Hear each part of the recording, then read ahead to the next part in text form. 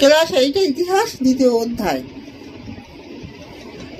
Class 8 ইতিহাস দ্বিতীয় অধ্যায়, আঞ্চলিক শক্তির উত্থান, প্রশ্ন ও উত্তর। তোমরা সবাই মন দিয়ে শোনো আর লেখো, আর সবাই লাইক এন্ড সাবস্ক্রাইবটা দিয়ে দাও। 1722 খ্রিস্টাব্দে কার নেতৃত্বে অযোধ্যায় একটি স্বশাসিত অঞ্চল হিসেবে বা আঞ্চলিক শক্তি হিসেবে গড়ে ওঠে? সাদাত খান। ঔরঙ্গজেবের শাসনকালে মুর্শিদ কুলি খান ছিলেন বাংলার দেওয়ান, আহমদ শাহ আবদালি ছিলেন আফগান। আলীনগরে সন্ধি হয়েছিল সিরাজ ও ব্রিটিশ কোম্পানির মধ্যে। ব্রিটিশ কোম্পানিকে বাংলা, বিহার, উড়িষ্যা দেওয়ানির অধিকার দেন সম্রাট দ্বিতীয় শাহ আলম। স্বেচ্ছায় অধীনতামূলক মৃত্যুদণ্ড নীতি মেনে নিয়েছিলেন নিজাম। ভারতীয় উপমহাদেশে ব্রিটিশ ইস্ট ইন্ডিয়া কোম্পানির উত্থান হয় পলাশী যুদ্ধের মাধ্যমে। পারসিক ও আফগান আক্রমণে ধ্বংস হয়ে গিয়েছিল দিল্লি শহর। দিল্লির সম্রাট দ্বিতীয় শাহ আলম কোম্পানিকে বাংলা, বিহার, উড়িষ্যা দেওয়ানি দেন 1764 খ্রিস্টাব্দে। 1740 খ্রিস্টাব্দ থেকেই নিজামী শাসনে স্বাধীন রাজ্য আত্মপ্রকাশ করে হায়দ্রাবাদ। সাদাত খানের নেতৃত্বে একটি স্বশাসিত আঞ্চলিক শক্তি হলো অযোধ্যা। বাংলায় বর্গীখানা হয়েছিল আলীবর্দীর সময়। টিপু সুলতানের মৃত্যু হয় কত খ্রিস্টাব্দে? 1799 খ্রিস্টাব্দে।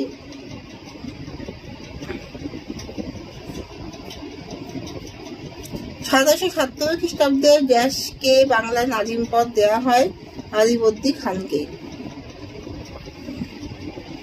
1722 খ্রিস্টাব্দে দেশের নেতৃত্বে অযোধ্যা একটি স্বশাসিত আঞ্চলিক শক্তি হিসাবে গড়ে ওঠে সাদাত খানের নেতৃত্বে। ঔরঙ্গজেবের শাসনকালে মুর্শিদ কুলি খান ছিলেন বাংলার দেওয়ান। হায়দ্রাবাদ রাজ্য প্রতিষ্ঠা করেন কে? মীর কামাল উদ্দিন খান সিদ্দিকী। মীর কামাল উদ্দিন খান সিদ্দিকী। মুর্শিদ কুলি বাংলার নাজিম পদ লাভ করেন কত খ্রিস্টাব্দে? 1717 খ্রিস্টাব্দে। বাংলায় ভয়ানক দুর্ভিক্ষ দেখা দিয়েছিল কত খ্রিস্টাব্দে? 1770 খ্রিস্টাব্দে। অধীনতামূলক মৃত্যুদণ্ড নীতি প্রবর্তন করেন কে? Lord Wellesley. ঔরঙ্গজেবের মৃত্যু হয় কত খ্রিস্টাব্দে? 1707 খ্রিস্টাব্দে। দেওয়ানি লাভের মধ্যে দিয়ে কোম্পানি কি কি অধিকার আদায় করেছিল?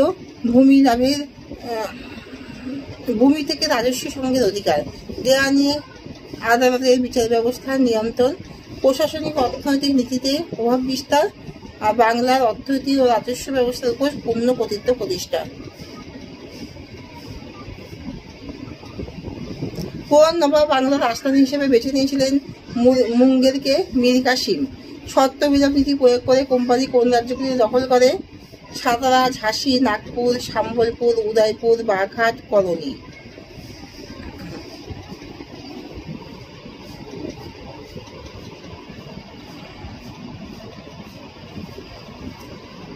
কোম্পানি ও মহীশূরের মধ্যে কতগুলি যুদ্ধ হয়েছিল?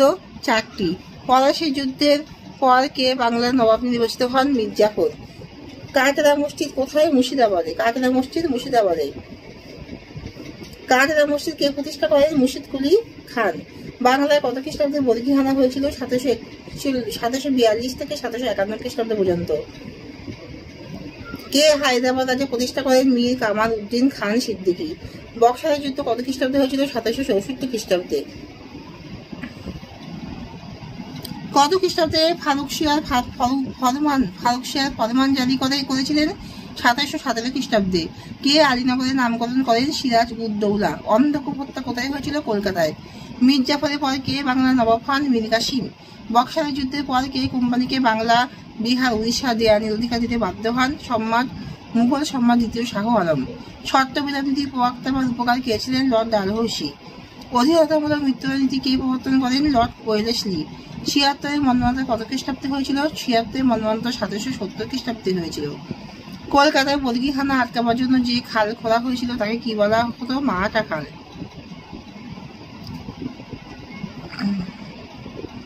সলবাইয়ের সন্ধি কত খ্রিস্টাব্দে কাদের মধ্যে স্বাক্ষরিত হয়েছিল? এই সন্ধির একটি ফলাফল লেখো।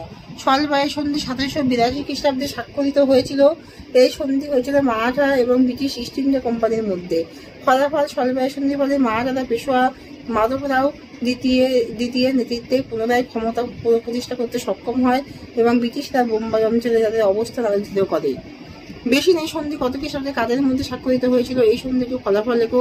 বেশি নেই সন্ধি 1802 খ্রিস্টাব্দে স্বাক্ষরিত হয়েছিল। এই সন্ধি হয়েছিল মারাঠা পেশোয়া বাজিরাও দ্বিতীয় এবং ব্রিটিশ ইস্ট ইন্ডিয়া কোম্পানির মধ্যে। ফলাফল বেশি নেই সন্ধি বলে পেশোয়া বাজিরাও দ্বিতীয় ব্রিটিশদের সামরিক সহায়তা পেয়ে পুনরায় পেশোয়ার পদে অধিষ্ঠিত হন। এই সন্ধি মারাঠা শক্তি পতনের একটি গুরুত্বপূর্ণ ধাপ ছিল এবং ব্রিটিশদের ভারতে তাদের আধিপত্য বাড়াতে সাহায্য করেছিল। লাহোরের সন্ধি কত খ্রিস্টাব্দে? লাহোরের সন্ধি কত খ্রিস্টাব্দে কাদের মধ্যে স্বাক্ষরিত হয়েছিল? এই সন্ধিকে ফলাফল লেখো। লাহোরের সন্ধি 1846 খ্রিস্টাব্দে স্বাক্ষরিত হয়েছিল। এই সন্ধি হয়েছিল ব্রিটিশ ইস্ট ইন্ডিয়া কোম্পানি এবং শিখ সাম্রাজ্যের মধ্যে। লাহোরের সন্ধির ফলে শিখ সাম্রাজ্যের একটি বড় অংশ ব্রিটিশদের অধীনে চলে যায় এবং ব্রিটিশরা জম্মু ও কাশ্মীর হস্তান্তর করে গুলাব সিং এর কাছে 75 লক্ষ টাকার বিনিময়ে হস্তান্তর করে। এই সন্ধি শিখ সমাজের পতনের সূচনা করে। ফারাক্সিয়ারের ফরমানের গুরুত্ব কি ছিল? 1770 খ্রিস্টাব্দে দিল্লির মুঘল সম্রাট ফারাক্সিয়ার ইস্ট ইন্ডিয়া কোম্পানির অনুকূলে একটি ফরমান জারি করেন, যা ফারাক্সিয়ারের ফরমান নামে পরিচিত। এই ফরমান ছিল অত্যন্ত গুরুত্বপূর্ণ। এই ফরমান মোতাবেক কোম্পানি বাংলাদেশে যে সমস্ত বিশেষ বাণিজ্যিক অধিকার ও অন্যান্য সুযোগ সুবিধা পেয়েছিল তাদের অবাধ বাণিজ্যের পথ খুলে যায়। ফলে বাংলা নবাবের সঙ্গে কোম্পানি অর্থনৈতিক ও রাজনৈতিক সংঘাতের পটভূমি তৈরি হয়। কে, কিভাবে এবং কবে হায়দ্রাবাদে আঞ্চলিক শক্তি প্রতিষ্ঠা করেন? মুঘল দরবারে শক্তিশালী অভিজাত মীর কামাল উদ্দিন খান সিদ্দিকী হায়দ্রাবাদে আঞ্চলিক শাসন প্রতিষ্ঠা করেন।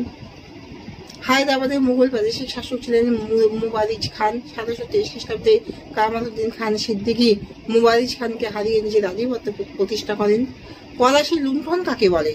পলাশী যুদ্ধে জয়লাভের পর রবার্ট ক্লাইভ মির্জাফরকে বাংলার সিংহাসনে বসিয়ে তাকে সাহায্যের পরিবর্তে বাংলায় প্রচুর সম্পদ ও নবাবের সমস্ত ক্ষমতা হস্তগত করতে থাকেন।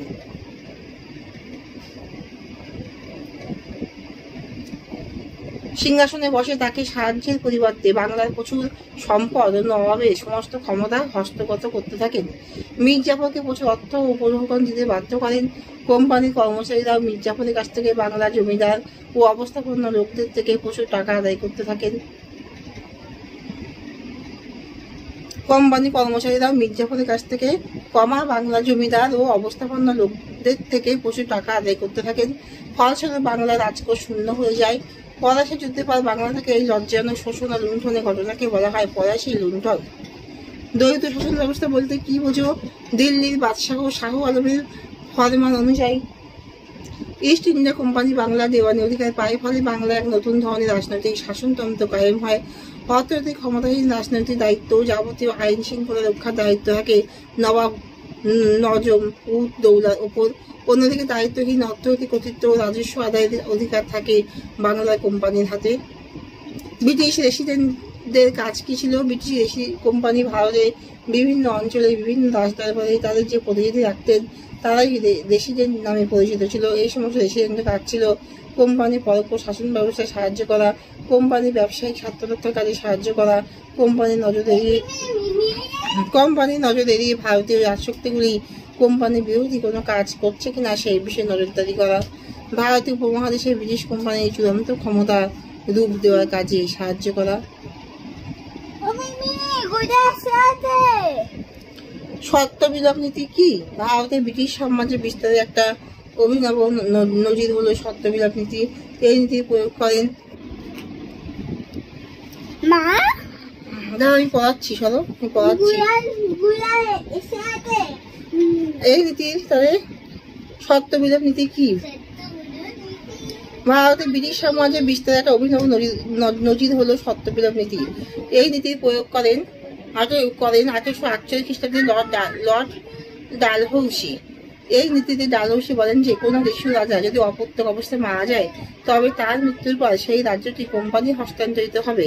এই নীতি প্রয়োগ করে তিনি একে একে সাতারা, সম্বলপুর, বলি, নামপুর প্রভৃতি রাজ্য কোম্পানি দখলে নিয়ে আসেন। অযোধ্যার নবাব এই নীতি মানতে অস্বীকার করলে অপশাসন অজুহাতে তিনি রাজ্যটিও ব্রিটিশ সাম্রাজ্যভুক্ত করেন। পলাশী যুদ্ধের সঙ্গে বক্সার যুদ্ধের মৌলিক পার্থক্য কি ছিল? পলাশী যুদ্ধের সঙ্গে বক্সার যুদ্ধের মৌলিক পার্থক্য ছিল বক্সারের যুদ্ধ পলাশী যুদ্ধের মতো একটি প্রহসন মাত্র ছিল না।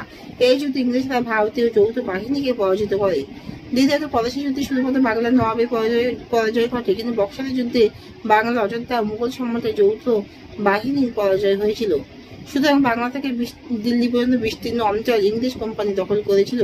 তৃতীয়ত বক্সারের যুদ্ধে জয়লাভে ইংরেজদের সামরিক শ্রেষ্ঠত্ব প্রমাণিত হয়েছে। দস্তক কি? দস্তক ছিল ব্রিটিশ ইস্ট ইন্ডিয়া কোম্পানির ব্যবসায়ীদের দেওয়া একটি করমুক্ত বাণিজ্য পারমিট বা অনুমতিপত্র।